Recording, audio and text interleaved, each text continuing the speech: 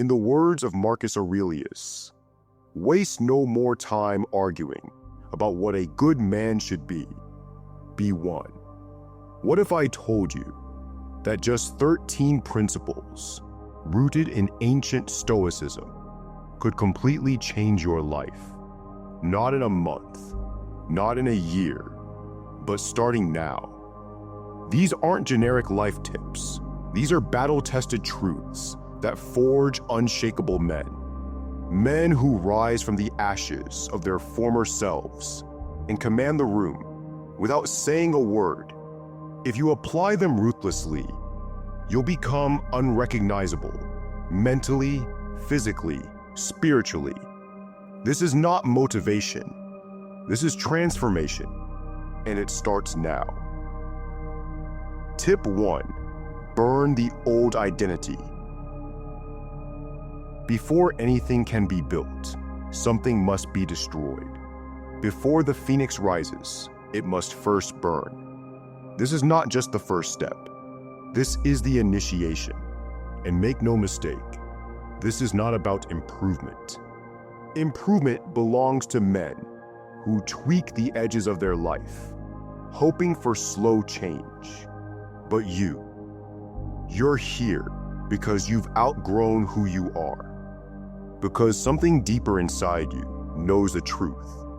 The man you've been must die for the new one to emerge. This isn't theory. This is war. The old self, the procrastinator, the coward, the addict, the weak version of you, is not going to walk away peacefully. He will fight. He will scream. He will seduce you with comfort, with distraction, with the illusion of just one more day. But that man has to die, and you need to be the one to kill him. The Stoics understood this. They didn't wait for life to break them. They broke themselves. Zeno, after losing everything in a shipwreck, didn't beg the gods for mercy. He went straight into philosophy. He built a new identity from the ashes of his old one. He didn't mourn the loss, he used it. And now it's your turn. But this is not an intellectual process. This is ritual. You must sit in silence, alone, undistracted, with nothing but brutal honesty, and a blank sheet of paper. You are about to create your death scroll.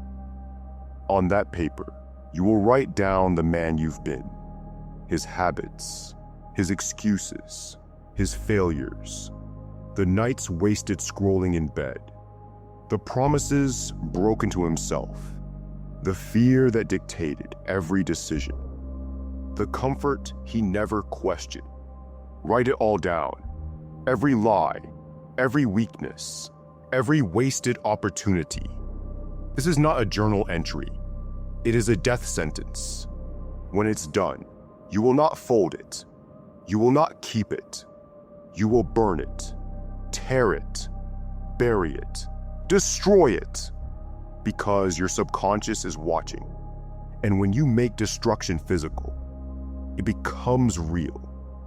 The ancient Spartans would send their young men into the wilderness, alone, for days, armed with nothing but their instincts. When they returned, they were no longer boys, they were warriors. In other cultures, men were stripped of their names, blindfolded, and led into the forest. There, they experienced symbolic death. They did not return the same. They came back with new names and new spirits. This is your forest. This is your fire. This is your name-changing moment. From this point forward, the man you were no longer exists. You have killed him. You have written his story in ink and burned it into smoke. And when that smoke rises, so does the new you. You don't speak like him anymore. You don't walk like him. You don't think like him. You don't live like him. That man is gone. There is no return. You are stepping into the fire, not to be consumed, but to be forged. This is not motivation. This is metamorphosis. Burn the past, or it will burn you. Tip 2. Command the first hour of your day.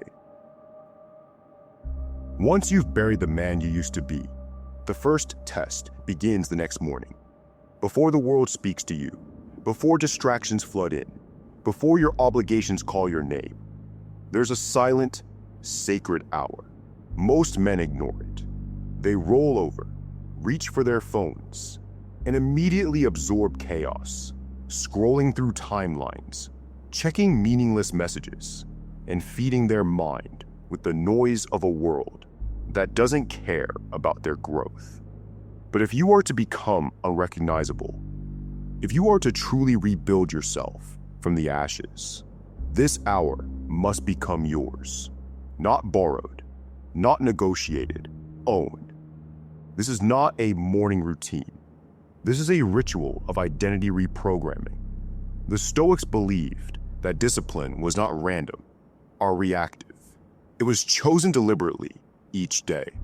Marcus Aurelius, Emperor of Rome and one of history's most powerful men, wrote in his private reflections, "When you arise in the morning, think of what a privilege it is to be alive, to think, to enjoy, to love." But he also warned himself against comfort, against indulgence, against weakness, and you must do the same. Your first hour sets the tone for your soul. And if you allow weakness into that hour, if you let lethargy, delay, or distraction lead, you are handing control back to the very man you just buried. Instead, wake up with posture, with silence, with command. Do not negotiate with the alarm. Do not invite chaos through your phone. Stand up with purpose and move like a man who is becoming someone powerful.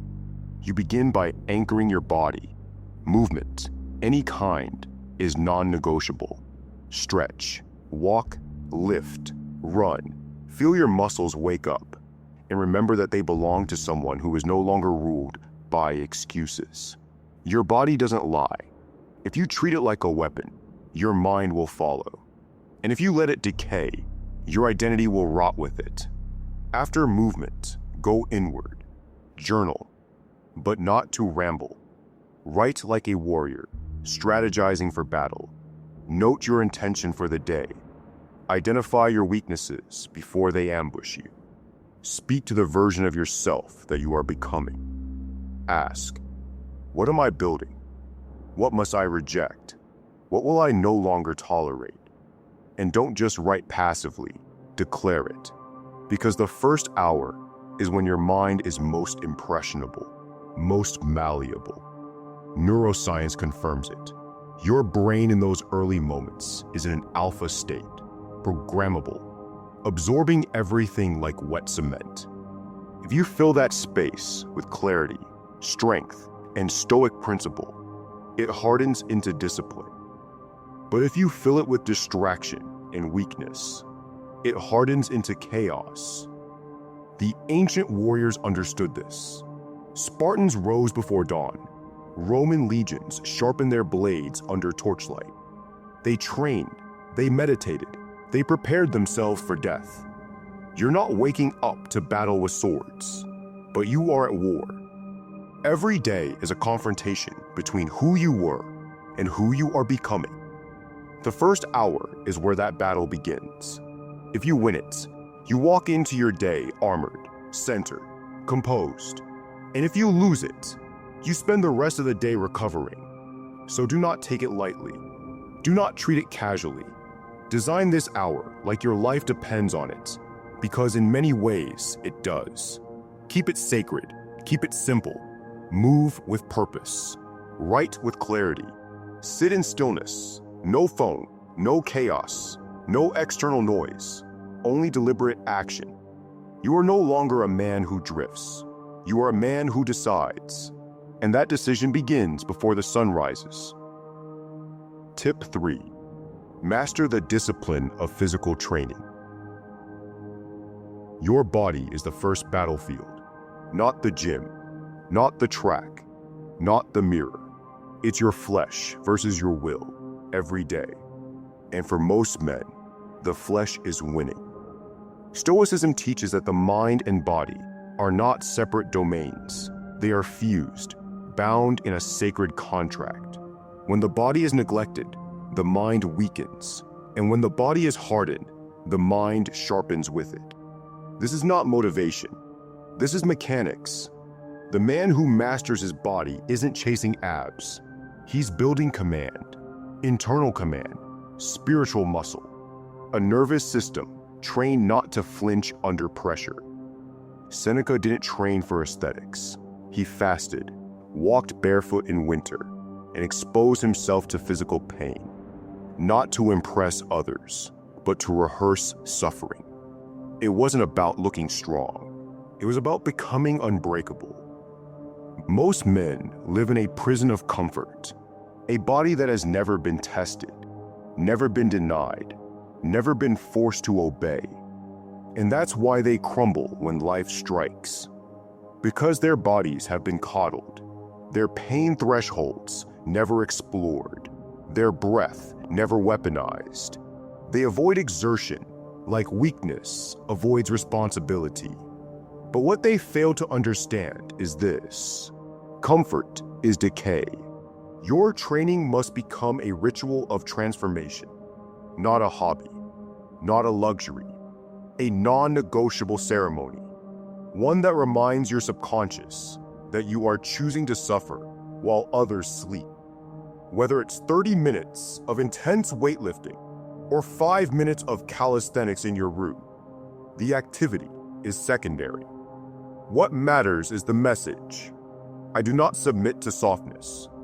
Train when it's cold. Train when it's late. Train when you don't feel like it, because that's when it counts. That's when it imprints. Every rep you perform when your muscles burn is a spiritual signature, a vote for the man you are becoming. When you ignore the voice that says, skip today, you're silencing the voice of your old self. That man is gone. His excuses are gone with him. And every drop of sweat is proof. Marcus Aurelius said, "It is not death that a man should fear, but never beginning to live." And you don't live by thinking. You live by doing. You live by testing your limits and demanding more from your flesh than it wants to give. Discipline is not an attitude. It's a practice, a repeated action that carves itself into the way you breathe, move, speak, and endure. So ask yourself, how do you treat your body? Is it a temple or a trash can? Is it a weapon or a weakness?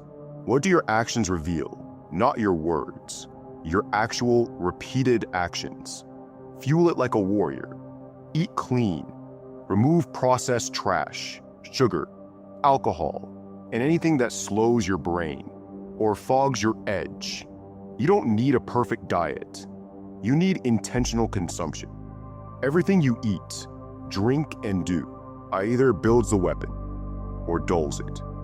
Train early, train late, train when others would quit.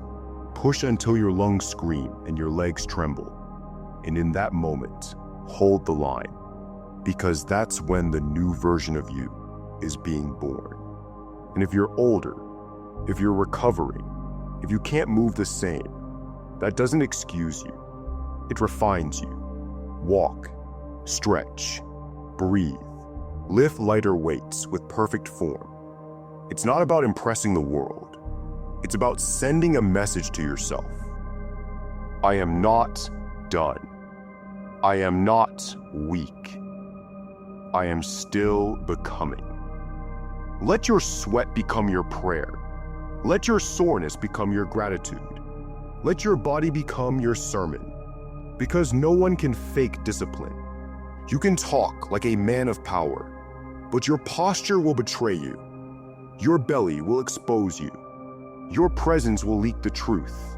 So stop pretending and start building. You don't need motivation. You need movement. You don't need a better program.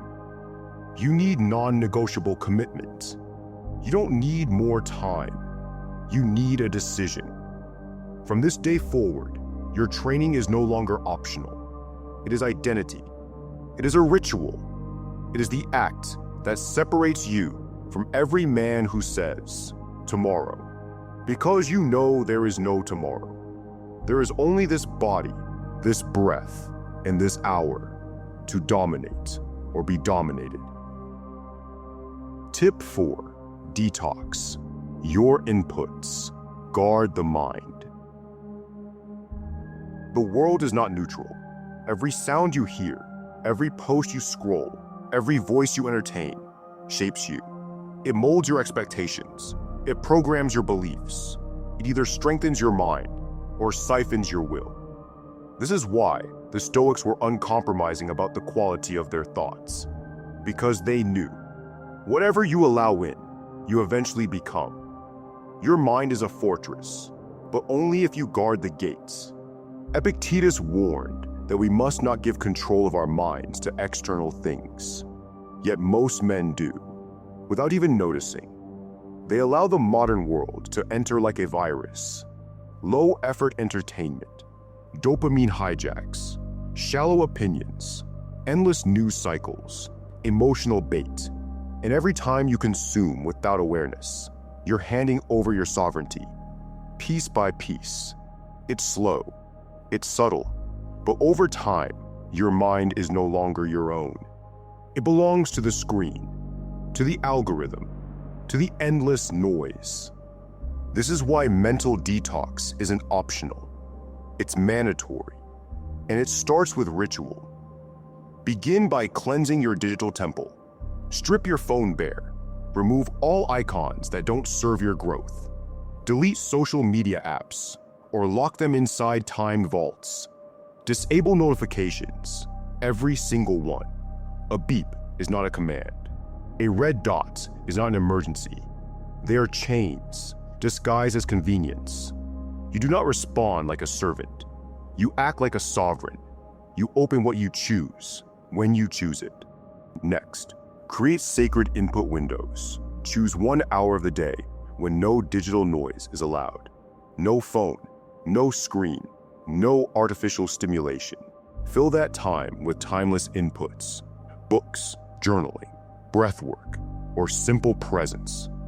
Let silence sharpen your mind. The Stoics spent hours each day in contemplation, not distraction. They believed the untrained mind could not be trusted, and neither should you trust yours until it's been tempered in solitude. Then look at the people around you. Conversations are inputs. Energy is contagious.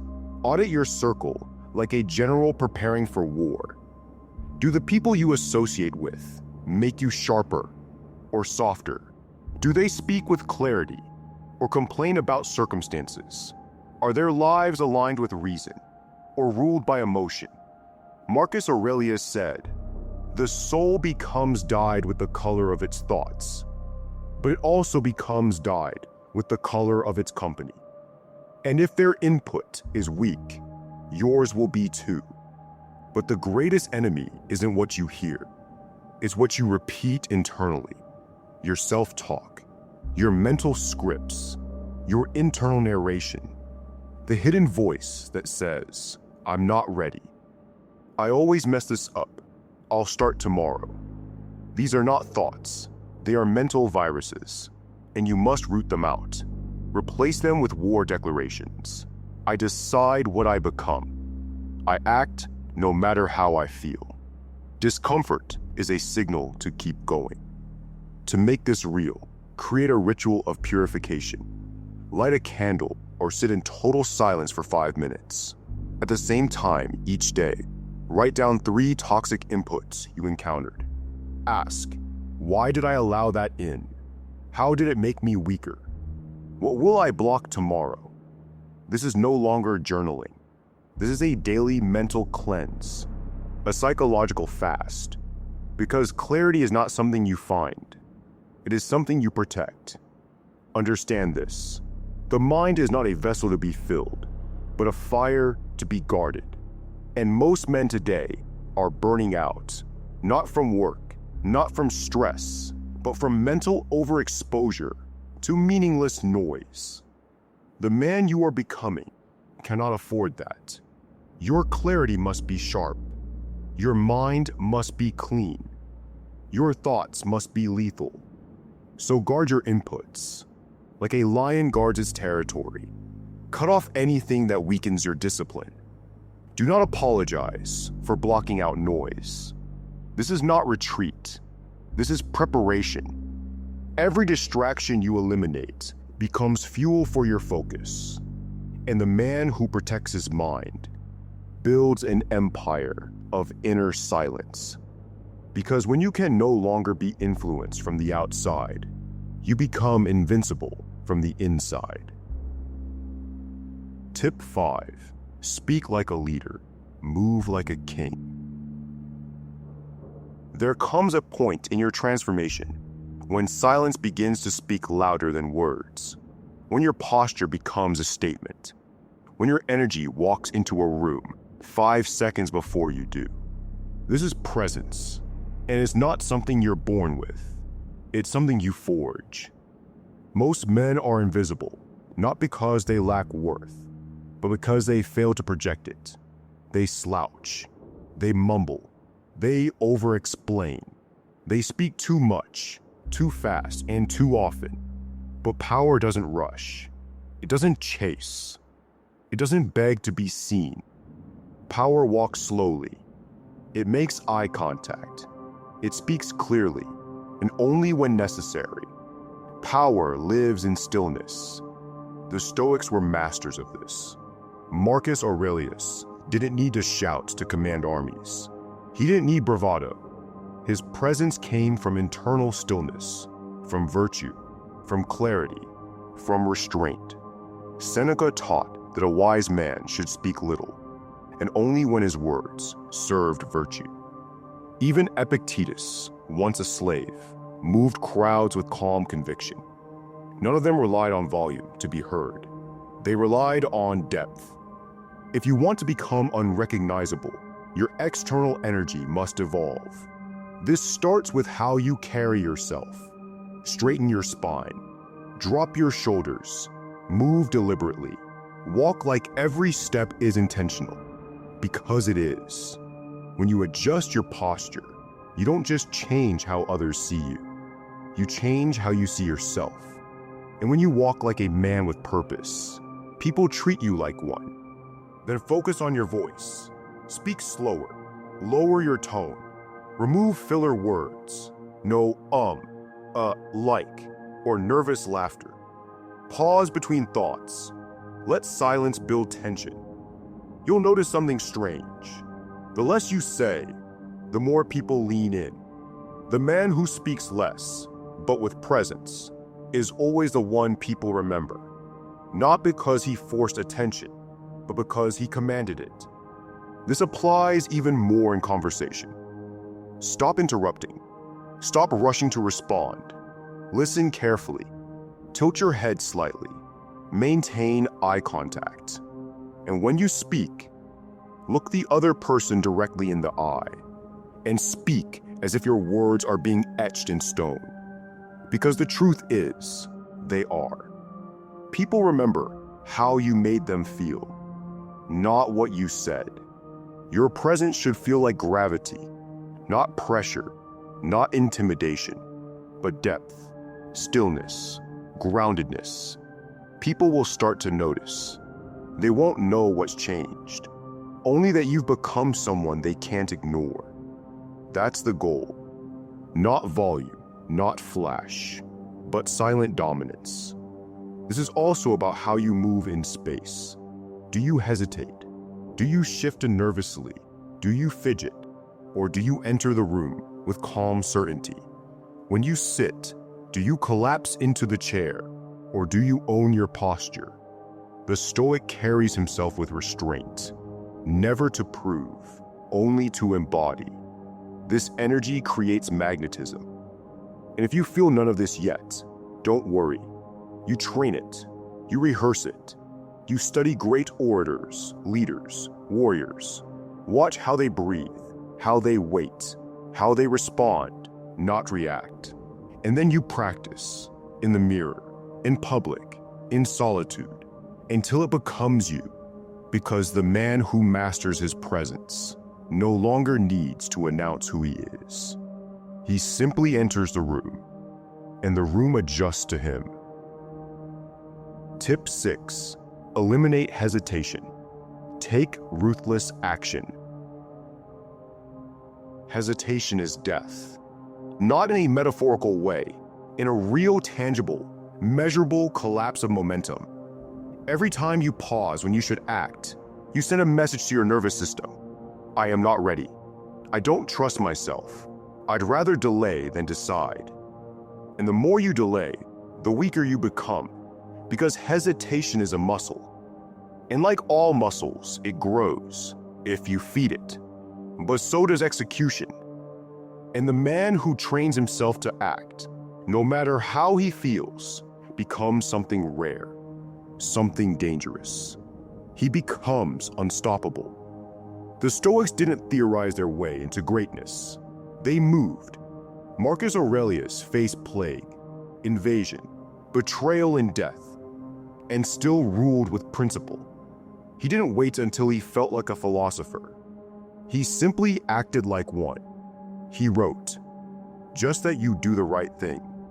The rest doesn't matter. No outcome guaranteed. No applause promised. Just action. Immediate, deliberate, final." You must develop the same instinct, because in the modern world, the ability to act immediately is more powerful than any degree, follower count, or motivational speech. The world is full of men who almost did something, who waited, who prepared, who researched, who journaled and planned and made vision boards, but never moved. They'll tell you they were being smart, strategic, thoughtful, but they were just scared. Ruthless action isn't recklessness. It's a trained reflex. And like a warrior, drilling sword strikes until they become instinct. You must train your execution response. One method, the 5-second rule of war. The moment you feel the pull, to speak truth, to get up, to take the shot, to launch the project, you move within 5 seconds, or you lose the battle. You can even count it. 5, 4, 3, 2, 1. Move, stand, call, begin, strike. No debate, no delay, just momentum, just war. You can turn this into a ritual.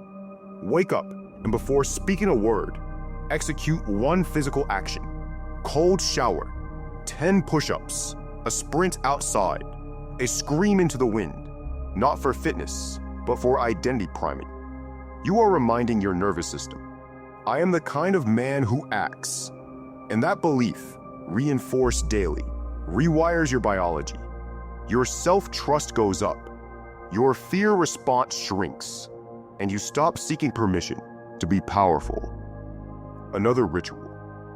Wear a black string or iron ring around your finger. Every time you hesitate, snap it.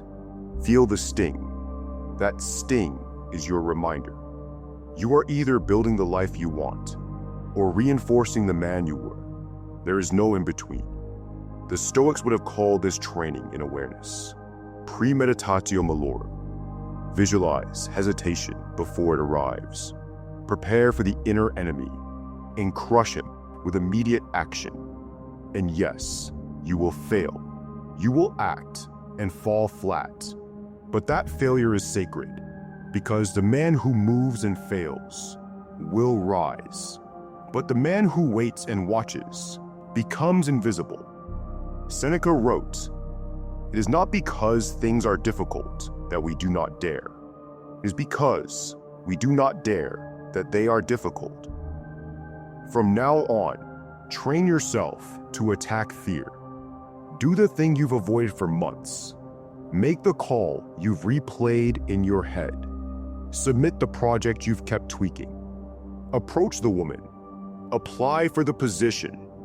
Launch the product. Leave the situation. Say no. Say yes.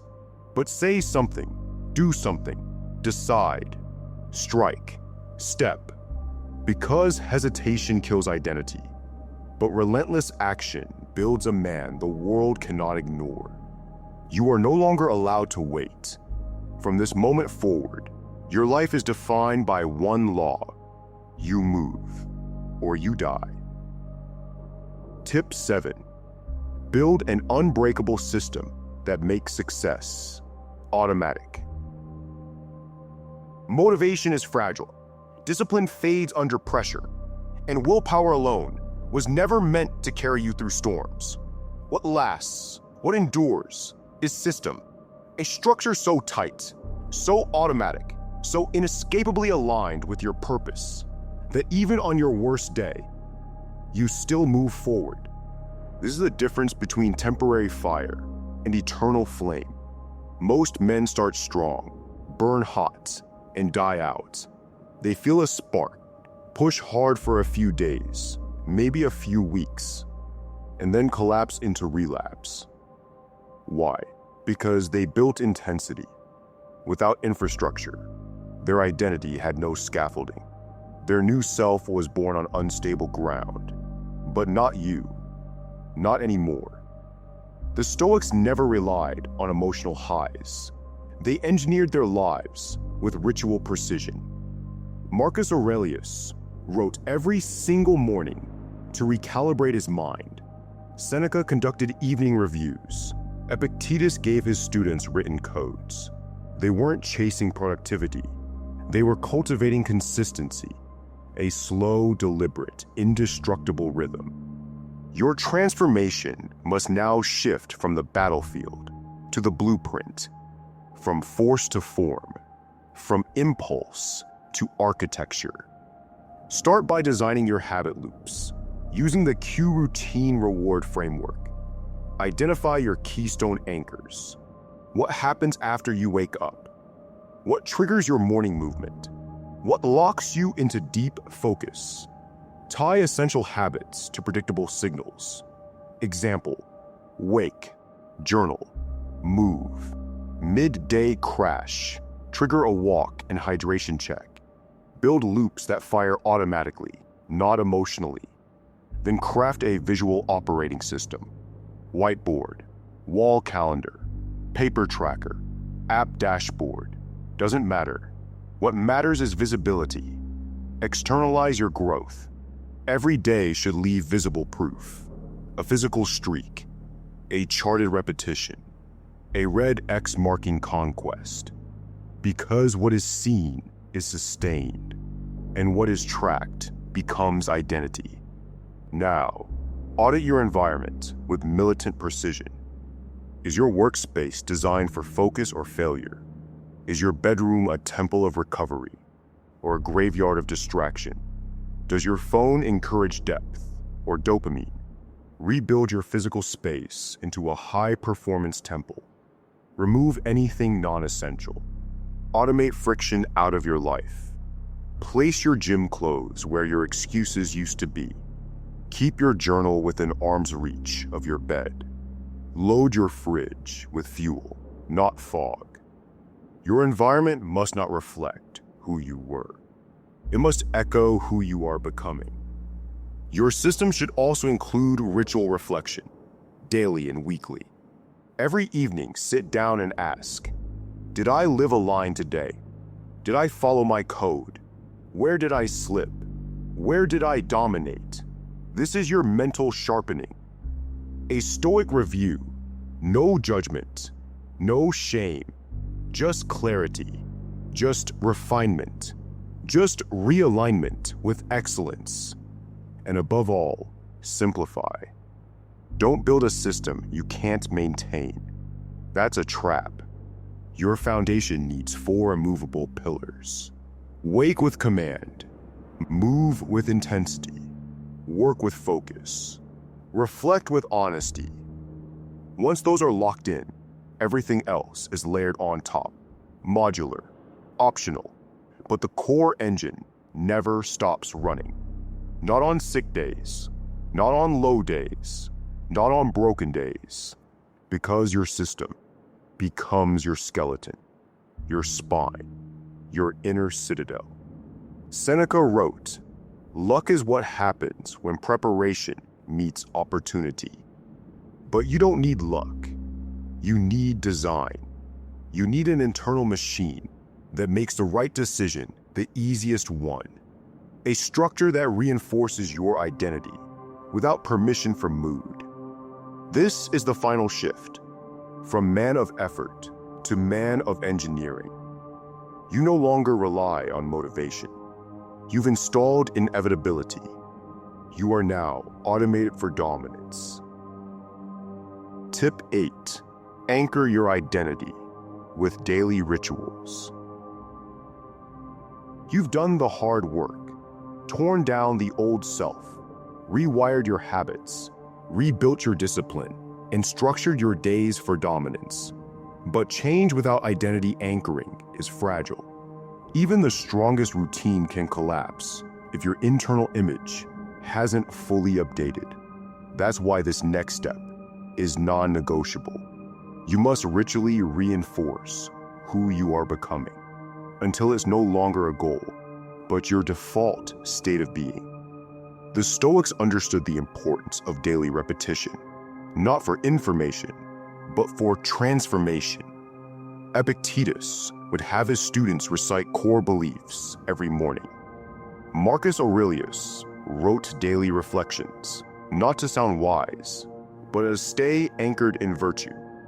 And Seneca, even as one of Rome's sharpest minds, reviewed his behavior every night to ensure that he wasn't slipping into the very habits he once conquered. These weren't intellectual exercises. They were daily anchors, spiritual bolts hammered into the foundation of who they were. You must do the same. Every day, return to a ritual of identity, a moment of deliberate embodiment, a private reaffirmation that says, "I am no longer who I was. I am now who I decide to be." And this decision must not live in your head. It must live in your actions, in your environment, in your symbols. Start each day by repeating your principles aloud, not affirmations, convictions, truths that define your character. Speak them with power. I control my response. I do not beg comfort. I act with clarity, courage, and calm. I train my body. I guard my mind. I honor my time. Write them, speak them, live them. Then wear a token, something small, minimal, a ring, a coin, a black bracelet, not for style, for signal. Every time you see it, you remember, I have changed. This becomes your anchor in moments of stress, distraction, or emotional weakness. One glance at it brings you back to center. This is how you program your nervous system to associate external cues with internal posture. Next, define your rituals of entry and rituals of exit. Before you begin your work, light a candle, breathe deeply, write down your focus. Say aloud, I enter this task with complete presence. When you end your day, turn off the lights intentionally. Close your journal. Write your lessons. Say aloud, this day is complete. I rise again tomorrow. These may sound small, but over time, they become sacred habits of self-certainty. You are no longer a man floating through the world. You are a man with philosophical anchors, with spiritual gravity, with an internal compass so firm that nothing external can blow you off course. This is how identity becomes immovable, not through drama, but through ritual repetition backed by conscious power. Marcus Aurelius wrote, "The soul becomes dyed with the color of its thoughts." But we will go one step further. The soul becomes dyed with the color of its rituals. Anchor your new self through symbol, repetition, and conviction. Do it every day, without fail, without resistance. until one day, it's no longer a ritual. It's just who you are. Tip 9. Control the frame. Command the social space. In every social situation, someone is setting the tone. The emotional rhythm, the psychological gravity. The room may be silent, tense, energetic, scattered, but someone controls the frame, even if it's unconscious. The question is, will it be you? The average man walks into a room and instantly begins scanning for how to fit in. He adjusts his energy to others. He mirrors too quickly. He laughs too soon. He shrinks or overcompensates. Why? Because he's been taught that confidence means being liked. But that's false. Confidence means remaining unchanged by chaos. It means you do not react. You recalibrate the room around your inner stillness. The Stoics lived by this. Cato the Younger, a Roman senator, famously wore plain clothing while surrounded by luxurious peers, not to be rebellious, but to demonstrate that his values were rooted in principle, not popularity. He never broke posture, never chased laughs, and never bent to public emotion. He didn't need to command the room. His frame was the command. You must train the same energy, and it begins with body language. When you walk into a room, lead with your chest, not your chin. Drop your shoulders back and down, signaling relaxation and control. Slow your walk by 10%. Men who move slowly subconsciously signal they are not in survival mode. Make direct but brief eye contact when scanning. You're not searching for validation. You're taking inventory. When you sit, own the space. Do not collapse. Do not fidget. Ground your feet. Rest your hands. Let your body speak. I am not threatened here. These micro behaviors are how leaders are identified without a word. In military special forces, operators are trained to slow everything down under pressure, not to rush, not to explain, but to hold the frame until others settle into theirs. To install this energy permanently, create social dominance rituals. Before entering any room, pause. Inhale slowly for 4 seconds. Exhale for 6. Say in your mind, I am the gravity. When introduced, wait half a second before responding. Speak slowly. Let the silence hang. This amplifies the weight of your words. When others interrupt, never fight for airtime. Pause. Make eye contact, then resume, as if nothing was said. This tells the room, I am not disturbed. Smile with purpose. Rarely, intentionally. The less you do it, the more power it carries. Also, learn to weaponize silence. When energy rises, lower yours. When others brag, become quieter. When someone tests your frame, don't react. Look at them, breathe, then speak with precision. A man who holds silence under tension controls reality. And here's a deeper truth. Frame is not about power over others. It's about command over self. You don't speak less because you're shy. You speak less because you've chosen discipline of energy. You don't posture because you want attention. You posture because your spine is aligned with principle. The result? People begin to behave differently around you. They speak more carefully. They mirror your pace. They wait for your input, not because you told them to, but because they can feel that you don't need them to feel complete. Your frame is now a shield, forged through philosophy and behavior. You are unshaken by external emotion. You project calm, not by acting calm, but by being it. And like the Stoic warriors before you, your silence now speaks louder than their noise. Tip 10. Embrace voluntary discomfort to trigger rapid evolution. Every man seeks comfort. That's his default programming. Warmth, softness, pleasure, predictability. But comfort, left unchecked, rots the soul. It weakens your resolve. It softens your instincts. And worst of all, it kills your respect for yourself. The Stoics knew this, which is why they built discomfort into their lives deliberately. Seneca wrote, "Set aside certain days on which you shall be content with the scantiest and cheapest fare, with coarse and rough dress, saying to yourself the while, 'Is this the condition I feared?'" He wasn't punishing himself.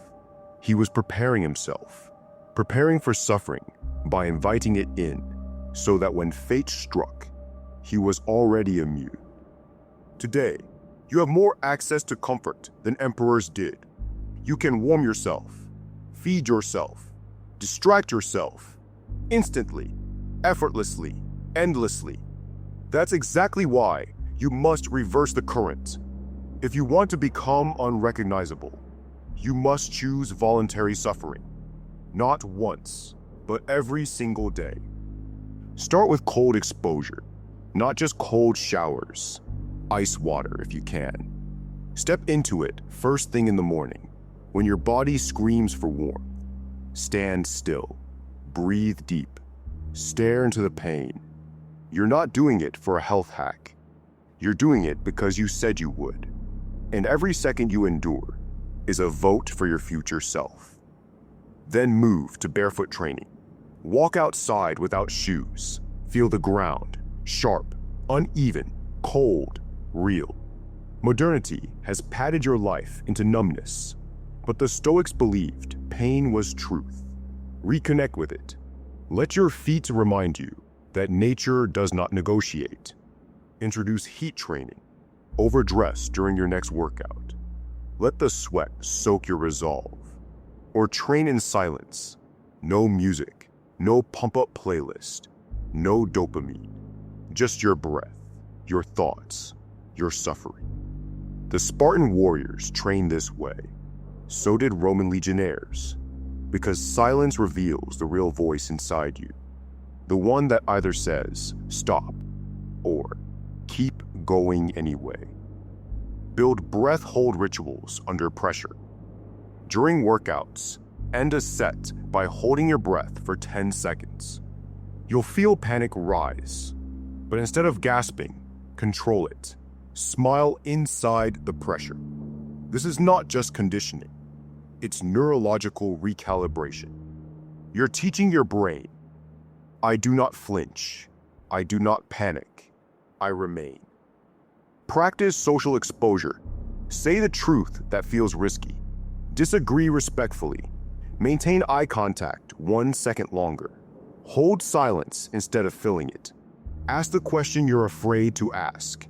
This is emotional discomfort, and it's just as valuable as the physical, because a man who cannot tolerate tension can never lead. End the day with discomfort reflection. Ask, where did I avoid friction? Where did I run from discomfort? What pain did I choose? And how did I grow? Track it. Ritualize it.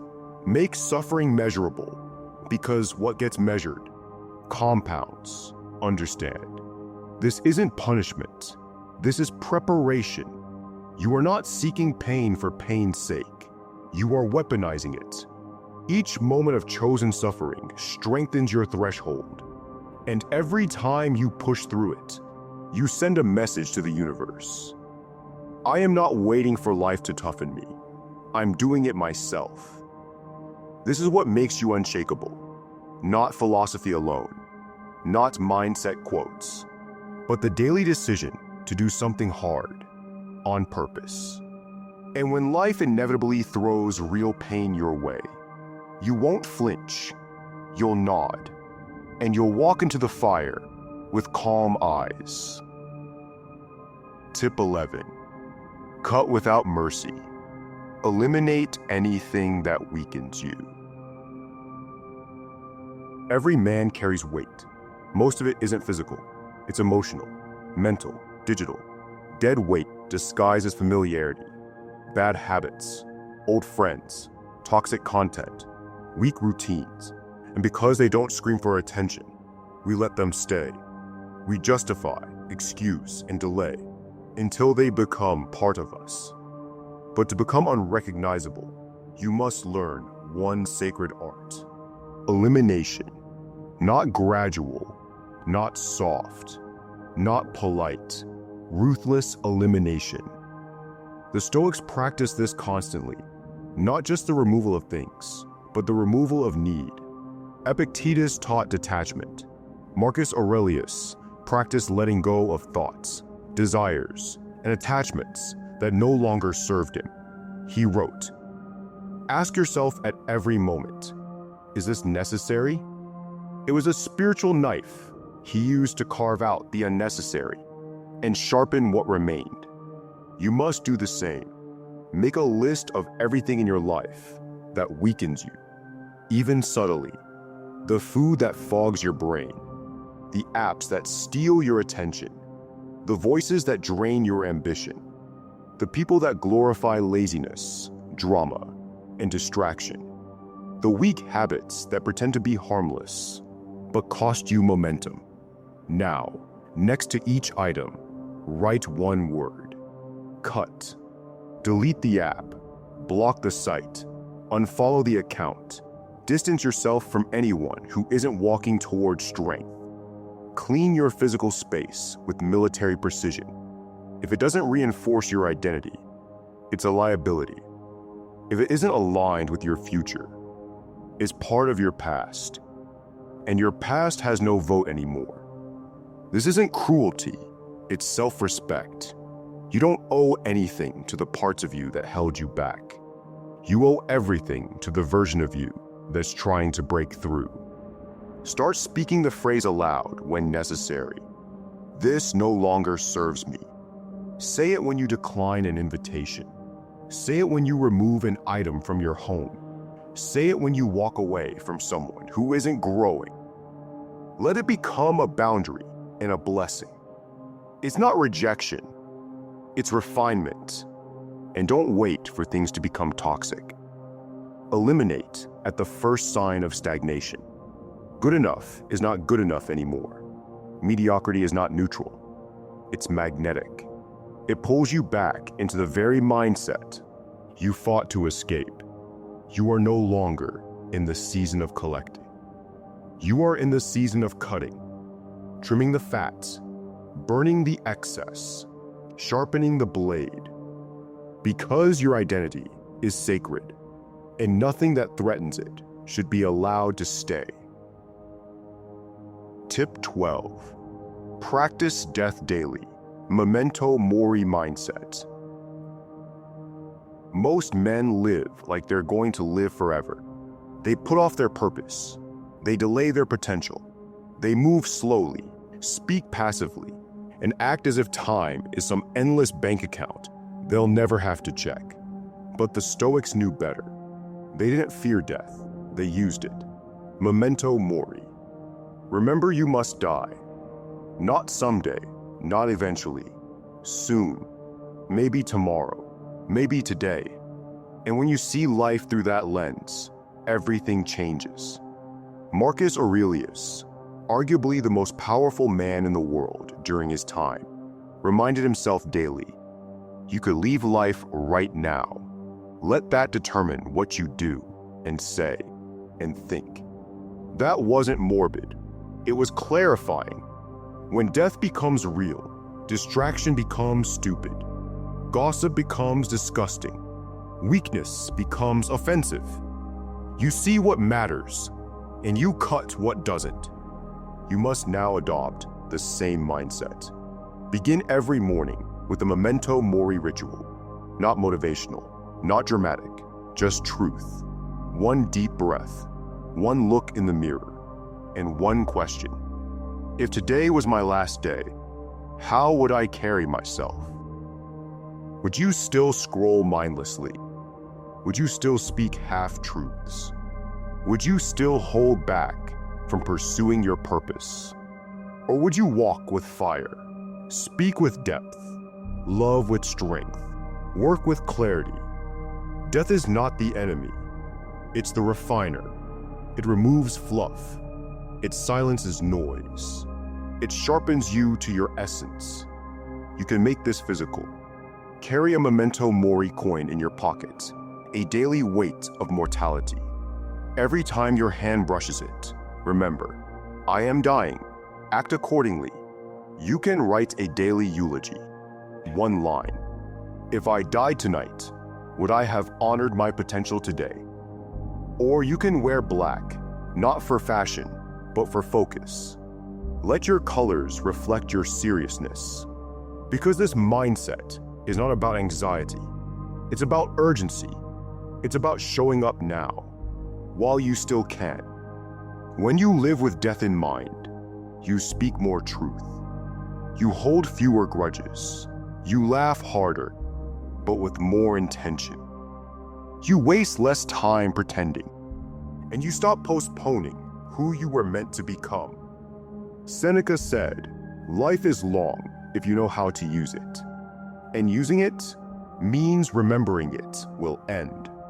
So look in the mirror, remember the silence that awaits, and then live like your time is almost gone, because it is. Tip 13, never look back. Lock in the new you and bury the past. Every journey of transformation begins with excitement and ends with a decision. The excitement fades. The novelty disappears. The routines become ordinary. And this is the moment that separates those who relapse from those who become unrecognizable. You are now standing at that threshold. And there's only one rule. You do not go back. This isn't just about discipline. It's about loyalty, not to your past, but to your future. You've come too far. You've fought too hard. You've suffered, sacrificed, trained, reflected, and rebuilt. The old self, the one you left behind on day one, still calls out sometimes through old habits, old cravings, old conversations. But you must refuse to answer. The Stoics spoke often of finality. Epictetus said, if you want to improve, be content to be thought foolish and stupid. In other words, walk away from who you were, even if the world doesn't understand the man you've become. That past version of you was necessary for lessons, for humility, for contrast, but he does not get to lead anymore. He's been buried, and the grave is not to be reopened. Now, it's time to lock the door behind you. Not softly, but violently. Write a letter from your old self to your new self. Let the man you used to be say goodbye. Say thank you. And then burn the letter. Tear it. Bury it. This isn't a metaphor. It's a ritual of finality. You are telling your subconscious, I am not that man anymore, and I never will be again. You can even name this version of you. Define him clearly. What does he tolerate? What does he no longer chase? How does he carry himself when no one is watching? Etch it into a page. Say it aloud. Repeat it until your voice doesn't shake. This is no longer a transition. It's a declaration. And when old patterns try to return, not if, but when, you don't negotiate. You say 5 words. That man is dead now. Because you know what he cost you. You know the opportunities he ignored, the time he wasted, the strength he buried, the silence he drowned in noise. And you know who replaced him. A man with spine, with virtue, with power.